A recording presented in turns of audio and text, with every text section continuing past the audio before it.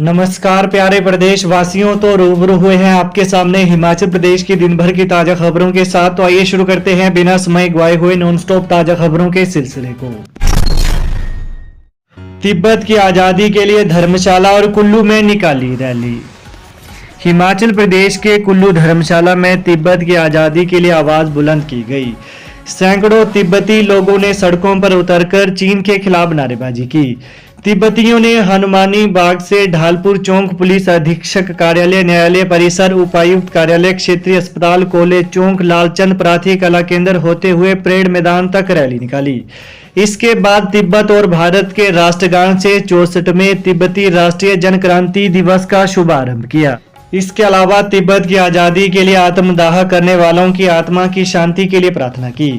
तिब्बती समुदाय के वेलफेयर ऑफिसर थुपचेन दोफेल ने कहा कि 10 मार्च 1959 में तिब्बतियों ने तिब्बत पर चीनी सरकार के कब्जे के खिलाफ शांतिपूर्वक विरोध प्रदर्शन किया था। देमई हुआ रामपुर, ढोल नगाड़ों की थाप पर निकली देवी देवताओं की शोभा यात्रा। पारंपरिक वाद्य यंत्र ढोल नगाड़ों की मधुर ध्वनि से आज रामपुर बाजार का माहौल देवमयी हो गया। जिला स्तरीय फाग मेले के दूसरे दिन शोभा यात्रा के दौरान लोग देवी देवताओं के दर्शन के लिए अपने घरों के बाहर हाथ जोड़े खड़े रहे। शोभा यात्रा जब एनएच से गुजरी तो इसे देखने के लिए हजारों लोगों की भीड़ उमड़ी। शिमला और कुल्लू जिले से पहुंचे 22 देवी देवताओं के साथ देवलों और श्रद्धालुओं का सैलाब एनएच और दरबार परिसर में उमड़ पड़ा। मां के साथ जा रहे बच्चे पर तेंदुए ने किया हमला, शोर मचाने पर घायल हालत में झाड़ियों में छोड़ भागा। हिमाचल प्रदेश के शिमला जिले के नेरवा की ग्राम पंचायत झिकनी पुल के शाना गांव में पिछले कल रात 8 बजे मां और अन्य लोगों के साथ घर लौट रही 8 साल के बच्चे पर तेंदुए ने हमला कर दिया। लोगों के शोर मचाने पर तेंदुआ बच्चे को घायल अवस्था में साथ लगती झाड़ियों में छोड़कर भाग गया। वहीं तेंदुए के हमले से बच्चे के सिर और गले में गहरे घाव आए हैं। बता दें कि गांववासी उसे उपचार के लिए सिविल अस्पताल नेरवा ले गए। यहां से उसे आईजीएमसी शिमला के लिए रेफर कर दिया गया। गांववासी वीरेंद्र मोक्टा ने बताया कि बच्चा बीती रात रोज की तरह मां के साथ गौशाला से अपने घर लौट रहा था। 8 वर्षीय प्रेम बहादुर पुत्र राजेश बहादुर और 5 अन्य लोग भी उसमें उसके साथ थे। आधे रास्ते में अचानक सड़क किनारे घात लगाकर बैठे तेंदुए ने बच्चे पर हमला कर दिया और सड़क से घसीटते हुए झाड़ियों में ले गया।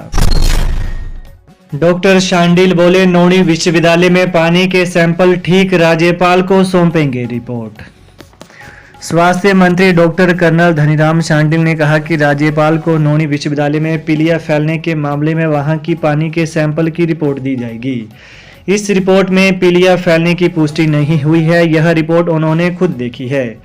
कहा कि अधिकारियों ने नौणी दौरे के दौरान मुझे यह रिपोर्ट दिखाई थी। डॉक्टर शांडिल सोलन में पत्रकारों से अनौपचारिक बातचीत कर रहे थे। वहीं प्रदेश के कोरोना फैलने के मामले में पूछे गए सवाल पर उन्होंने कहा कि उन्होंने स्वास्थ्य विभाग को रैंडम सैंपलिंग के आदेश दे दिए हैं। वहीं विभाग के पास दवाओं का पूरा स्टॉक उपलब्ध है। बीच बीच में कोरोना के मामले आ रहे हैं, इस पर विभाग पूरी नजर बनाए हुए हैं। वहीं अस्पतालों में कोरोना वैक्सीन खत्म होने के मामले में उन्होंने कहा कि वैक्सीन की डिमांड भेजी गई है। जल्द ही सभी अस्पतालों में कोरोना वैक्सीन उपलब्ध करवा दी जाएगी। 8वीं की विज्ञान परीक्षा के प्रश्न पत्र में 2 बार पूछ लिया एक सवाल। हिमाचल प्रदेश स्कूल शिक्षा बोर्ड धर्मशाला की ओर से तैयार करवाए गए 8वीं कक्षा के विज्ञान के प्रश्न पत्र में त्रुटि पाई गई है। इससे परीक्षा के दौरान अधिकतर विद्यार्थियों को परेशानी हुई। इसमें प्रश्न संख्या 29 भाग 6 में 3 अंक का प्रश्न पूछा गया कि कायांतरण किसे कहते हैं, उदाहरण दीजिए। वहीं यही सवाल दोबारा प्रश्न संख्या 31 में 4 अंक का दर्शाया गया है। जिस विद्यार्थी को प्रश्न का उत्तर आता था उसे तो एक उत्तर में 5 अंक मिल गए। वहीं जिन्हें इसकी जानकारी नहीं थी उन्हें सीधा 5 अंक का नुकसान झेलना पड़ा। दलाई लामा बोले, अहंकार हिंसा और घृणा को देता है प्रोत्साहन। यूरोपीय संसद, लिथुआनिया और मैक्सिको के संसदीय प्रतिनिधिमंडल ने आज तिब्बती धर्मगुरु दलाई लामा से मुलाकात की। इस दौरान अतिथि प्रतिनिधिमंडल को अपने संदेश में दलाई लामा ने मानवता की एकता पर जोर दिया। दलाई लामा ने कहा कि हमें वास्तव में सभी 7-8 अरब मनुष्यों की एकता की अवधारणा की आवश्यकता है। हम एक जैसे हैं। वहीं दलाई लामा ने कहा कि हमें अहंकारी व्यवहार को छोड़ देना चाहिए जो हिंसा और घृणा को प्रोत्साहन देता है। मेरा देश तुम्हारा देश मेरा धर्म उनका धर्म जो लड़ाई और हत्या का कारण बनता है। ऐसा सोचना पूरी तरह से गलत है। हमें एक ही मनुष्य के रूप में इस ग्रह पर भाइयों और बहनों के रूप में रहना चाहिए। एचपीयू ने पीजी की 2 परीक्षा तिथियों में किया बदलाव। हिमाचल प्रदेश विश्वविद्यालय की इन दिनों चल रही स्नातकोत्तर डिग्री कोर्स की परीक्षाओं में एमए समाजशास्त्र के तीसरे सेमेस्टर की course code number SOCE 304 gender and society विषय की परीक्षा की तिथि में बदलाव किया है। पूर्व में 11 मार्च को तय की गई यह परीक्षा 22 मार्च को दोपहर के सत्र में होगी। इसके अलावा विश्वविद्यालय ने PG diploma in disaster management के पहले सेमेस्टर की introduction to natural and man made disaster की परीक्षा की तिथि भी बदली है। पूर्व में 13 मार्च को तय की गई यह परीक्षा 20 मार्च को दोपहर के सत्र में होगी। सरकारी आवास ओकओवर में शिफ्ट हुए मुख्यमंत्री सुक्खू। मुख्यमंत्री सुखविंदर सिंह सुक्खू सरकारी आवास ओकओवर शिमला में शिफ्ट हो गए हैं। 11 दिसंबर 2022 को मुख्यमंत्री पद की शपथ लेने के बाद से सुक्खू राज्य अतिथि गृह पीटर होप शिमला में रह रहे थे। सरकारी आवास ओकओवर में कुछ मरम्मत कार्य के चलते मुख्यमंत्री को यहां शिफ्ट करने में देरी हुई है।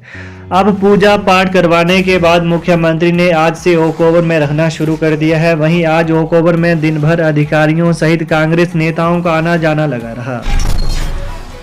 भाजपा प्रभारी बोले हिमाचल में सुक्खू नहीं बल्कि दुक्खू सरकार चल रही।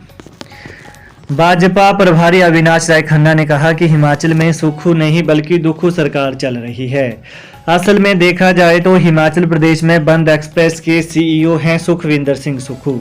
कहा कि सुक्खू की सरकार जब से आई है हिमाचल में संस्थान बंद और केवल बंद का काम चल रहा है। कांग्रेस की सरकार ने बिजली बोर्ड, स्वास्थ्य संस्थान, पीएचसी, सामूहिक स्वास्थ्य केंद्र, अस्पताल, तहसील, उप तहसील, कानूगो सर्कल, पटवार सर्कल, ITI, श्रम एवं रोजगार विभाग के कार्यालय बंद किए हैं।